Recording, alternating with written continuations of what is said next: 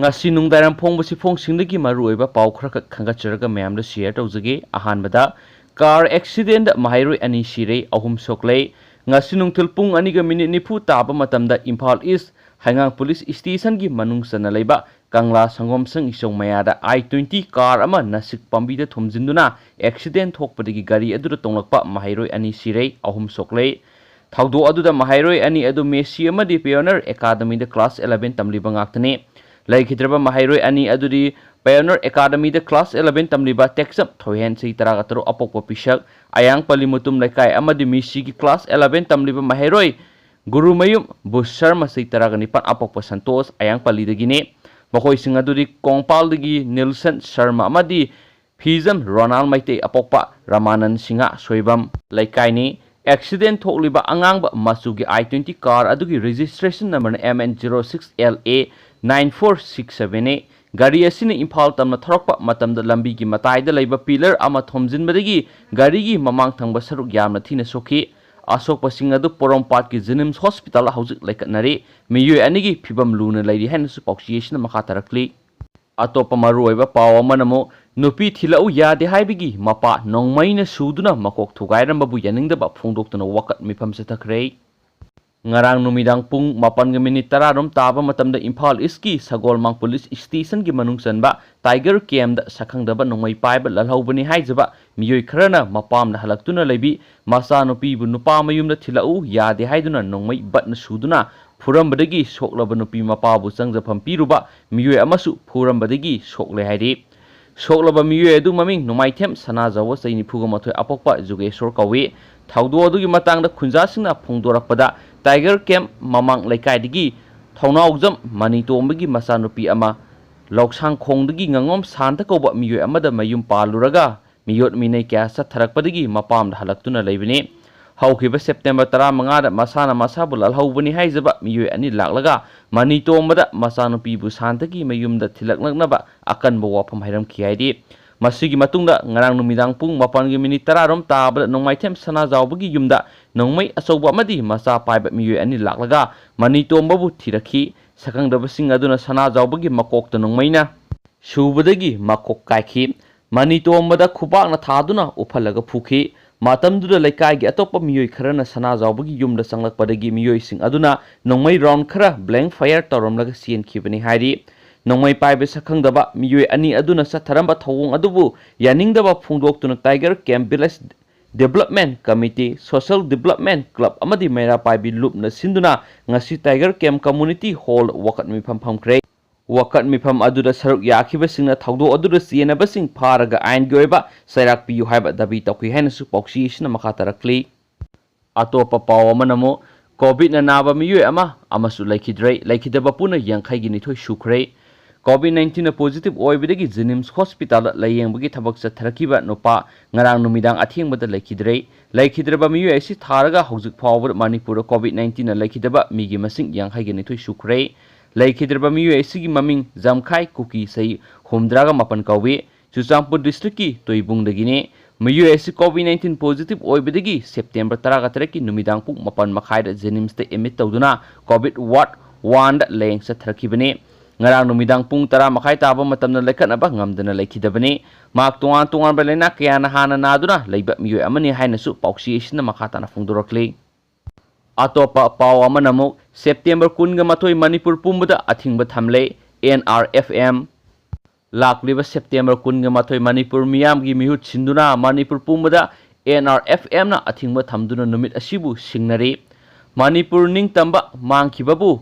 masi soidna hanjin hangadabani haijari September 10 English 1994 da India government na Shillong da ningthau buda chandra Manipur India da major tawre haibigi treaty warol karino Manipur miyam natragana lan hauba tholaklabadi hatkani haibigi yana warol yawbra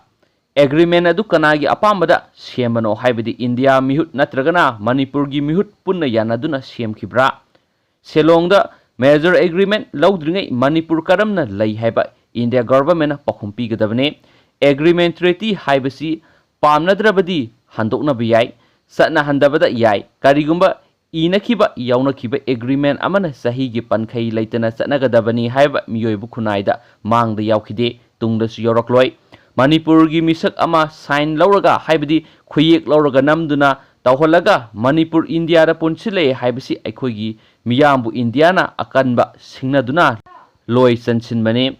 ason babu nampuda lauksin bani India na thamoi singna chatakhiba khongthang ama nate adumakna ningthau buda sandrana lainga ki thaudang pangal pumba Manipur miyam da laikhre hairabasu adugi achum aran India na thausa gide thingkhide madugi maramna ngasigi Manipur masana India khulai tharibane masigi laraba khudam kyana aikhoi gi pangal piri ifong phong ngasi aikhoi India mayuk nari khongthang asi aran banati aikhoi na aikhoi bu aponba ningtamba ikai khumnai maram asinani Manipur bu India da nampu tawkhiba numit asibu ningsingduna khulai paiduna lan thengnariba NRFM na 19 September bu ban thamle aikhoi gi lebak miyam na hupna ban asi kholau go loinana pung 19 supna sinsi haina National Revolutionary Front of Manipur gi Information and Publicity Secretary Sana Jawbana ban asida ana leng mai ising amadi media budi komthoksi haiduna makhatari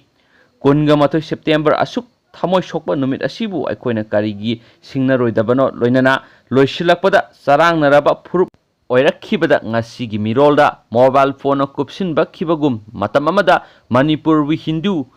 civilization yak lairingai Hindu gi lai mayam gi maraktigi aina thajaba ama khalaga ningjarabadi tholaktuna imang leplarani khanaramba wakhalon gi khajik na thairakpa horakpa kuidringai gi mobile phone chu ai wakhalona sena hausi aikhoi gi ningtamba mangda hana thangkisi haina su pauksi esigi khuthangda makhatana phungdorakli amna singtha niya oiba maru oiba paung katang mayam da share tawjage North East State sing the COVID-19 na sibigi sang wangkhalagli Mizoram da dingasi phawa siba yaudre North East State sing the COVID-19 virus na positive oibdigi sibigi sang lepalaitana wangkhalagli North East State taret kemanung na Mizoram khak natana atai state sing di sibigi sang tapna leptana lepalaitana wangkhalagli Assam da hujik phawbada miyoi sangwa ga taraga mathoi laikhidraduna North East State sing manung da ahan bo oiri Tripura na sani ge kungani thoi laikhidraduna ani subada lairi Manipur na yankhai gi nithoi leitraduna ahum subada lairi Meghalaya na kunga mapal laikhidre Sikkim na taraga mapal laikhidre Nagaland na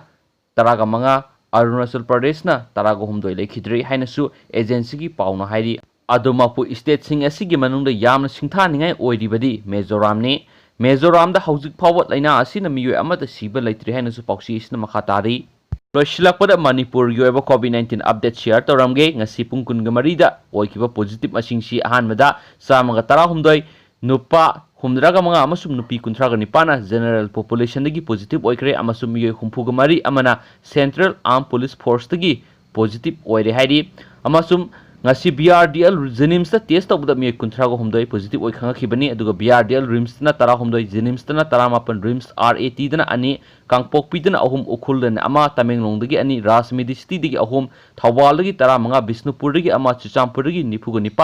Jeevan Hospital dagi ama Babina Diagnostic dagi 19 Jiribam dagi manga Senapati dagi 3 Imphal West RAT dagi 10 Sandel dagi ama Kangpokpi dagi ama aduga makhoi singasina Nariba Maham Singh Sidagina, Imphal West dagi Kuntraga Mathoini, Imphal East dagina Kuntraga Tarini, Thawaldana Kunni, Chursanpur dagina Mapani, Senapati dagina Taruni Kaksing dagina Amani, Kangpokpi dagi Ahomni, Sandel dagi Anini, Ukul dagi Amani, Tamenglong dagi Ani, Tengnopal dagi Ama adu miyoi tara amadi, Senapati dagi Taruk, Imphal East dagi Ahom Ukul dagi Amadi Makhoi Singasi, atop state sing dagi halaga positive oibani aduga lemhauriba miyoi samaga Sumnagi ahumdi local transmission ni hairi aduga makhoi gi lakhot pam thokpa section tharang sing medical gi amaso mo covid care facility da moi ship tawren spaw sina makha tare aduga ngasi miwe ama nauna laikhidrei si tharagi miwe punna yangkhai gi nitoi sure share gi mem paw sina makha tang sai lu sinjarage thank you